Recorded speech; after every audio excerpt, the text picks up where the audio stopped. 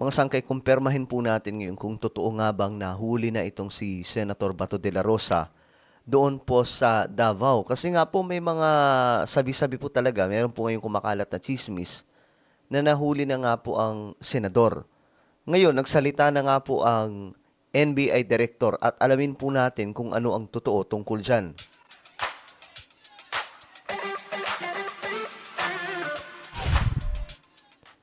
Magandang oras po sa lahat ng mga nanonood ngayon, sa lahat po ng mga solid sangkay. At ito, i-discuss lamang po natin ito mga sangkay kasi nga po may mga kumakalat po talaga, no? May mga kumakalat na sabi, nahuli na daw. Well, ano nga ba talaga ang totoo tungkol dyan mga sangkay? No? May nagsalita naman na. Yung NBI Director nagsalita na po tungkol dyan. Ang tanong, totoo nga bang nahuli na? Malalaman po natin ngayon ang sagot mga sangkay. Sa mga hindi pa po dyan nakakapag-subscribe, guys, isubscribe nyo na po yung ating YouTube channel para lagi po kayong updated sa mga vlog po natin. Okay, sa mga nanonood po sa Facebook, i-follow nyo po yung ating Facebook page. Okay, mga sangkay. So, eto nga po mga sangkay ang balita. Sobrang daming lumalabas na information na itong si Senator Bato natimbog na daw po. Pero ang totoo dyan, o ang tanong dyan, totoo nga bang natimbog na talaga o baka chismis lamang na walang katotohanan? Ito mga sangkay, tinanong po si Director Matibag, ayon po dito, nahuli na ba si Senator Bato? Mukhang may meaning ang smile ni Director Matibag kasi ngumiti lamang po siya dito. Sir, wala kayong binitbit dito, sir. Ha? Wala Sir, ano? wala po kayong binitbit dito, sir. Ano?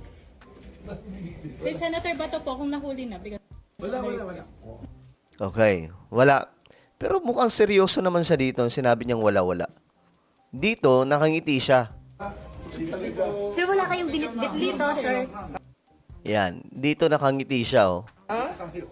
Wala ano? Wala po kayong Yan. Yung smile niya dito, mukhang may meaning. Pero pagdating sa dulo, binitbit dito, sir. Na ano?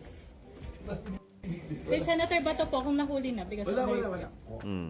wala daw. Si kinumpirma mga sangkay ng direktor ng NBI na wala. Ito yung video mga sangkay mismo. Tinanong siya. Kita na nahuli na daw po si Senator Bato. Hindi, wala. Sa amin, wala. I don't know. Okay. So ito. Nahuli na daw po si Senator Bato. Hindi, wala. Sa amin, wala. I don't know kung sino. Wala sa amin. Sa part po ng NBI, wala talaga. Wala. So, sir, ongoing yung manhunt operation po natin, sir. Lagi naman. Ha? Wala talaga. Sir, wala kayong binitbit. Leave, sir. Ha? Wala ano? Wala po kayong binitbit dito, sir. Na ano? Kay Senator Bato po kung nahuli na. Because Wala. So pinipit-pit po talaga siya ng mga media, no? Kung nahuli na nga ba si Senator Bato. So ayun na nga po, ayon sa kanya, wala nga daw po. So hindi to totoo daw po yung chismis na nahuli na ang senador.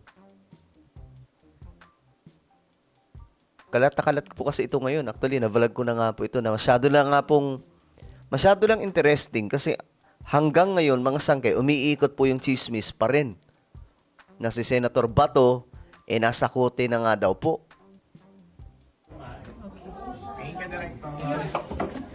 Pero nakangiti siya no? Ito. Kita na nahuli na daw po si Senator Bato. Hindi, wala. Sa amin, wala. I don't Okay, ayan, seryoso siya dito. know kung sino. Wala sa amin. Sa part po ng NBI, wala talaga. Wala. So, sir, ongoing yung manhunt operation po natin, sir. Lagi naman. Ha? Wala talaga. Sir, wala Yung ngiti niya dito, kakaiba Lagi naman. Ha? Wala talaga. Ayan, no? Sir, wala kayong binitbit Leave, dito, sir. Ha? Wala ano? Wala po kayong binitbit dito, sir. Na ano? Kay Senator Bato po kung nahuli na. Because Wala.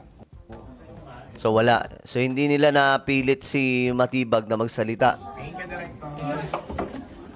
Okay. Tingnan nga natin yung mga komento. Mukha pa lang din na pagkakatiwalaan eh. Grabe. Sabi naman ni Ronald, baka nakasakay na sa racket. Pero, ito lang what if nahuli na? Tapos dinerecho na lang papuntang dahig. 'Di ba? Kasi ito, pakinggan niyo po si Senator Lacson. Senator Ping, na-arrest daw si Senator Bato. Hindi. Ano sabi ng mga contact ni Sir? NBI negative. Yung police po.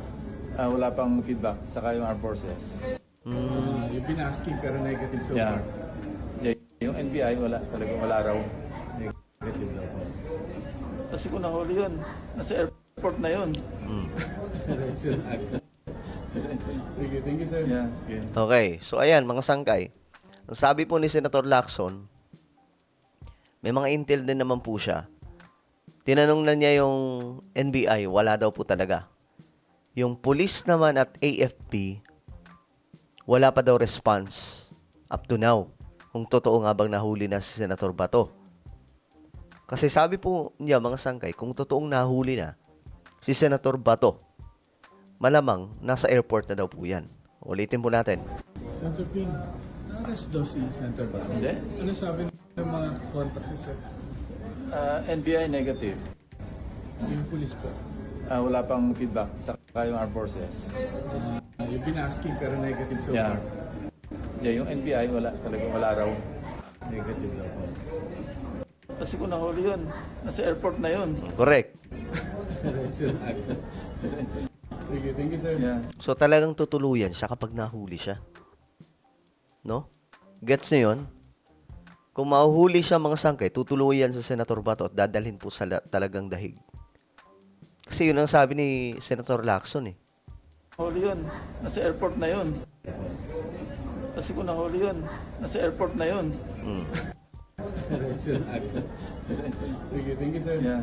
Okay, so ayan, kung nahuli yun, nasa airport na yun. At saka malalaman po natin lahat yun. 'Di ba? Kung totoong nahuli Kasi yung chismis na to, paikot-ikot po talaga. Ang dami pong nagsasabi na huli daw sa hotel doon sa Davao. Maraming ganong information. Pero tingin ko talaga kung totoong nahuli siya, sasabog po ito. Alam po kaagad ito ng media. No? At malamang sa malamang nagkakagulo na naman po ngayon sa Pilipinas. So, ayun mga sangkay, tingin ko negatives to. Negative to. Mukhang malabo po kasi yung smile pa lamang po ni Senator Lacson, sinasabi na po talaga niya na wala. Kasi kung nandyan na siya, kung nahuli na, malamang nasa airport na. 'Di ba? Well, ano po ang inyong opinion? Comment down below. Meron tayong YouTube channel. Ito po isang Revelation. Hanapin nyo po ito sa YouTube ngayon din. Kapag nakita nyo na, i-click nyo po yung subscribe, i-click ang bell, at i-click nyo po yung all. Ako na po yung magpapaalam. Mag-iingat pong lahat. God bless everyone.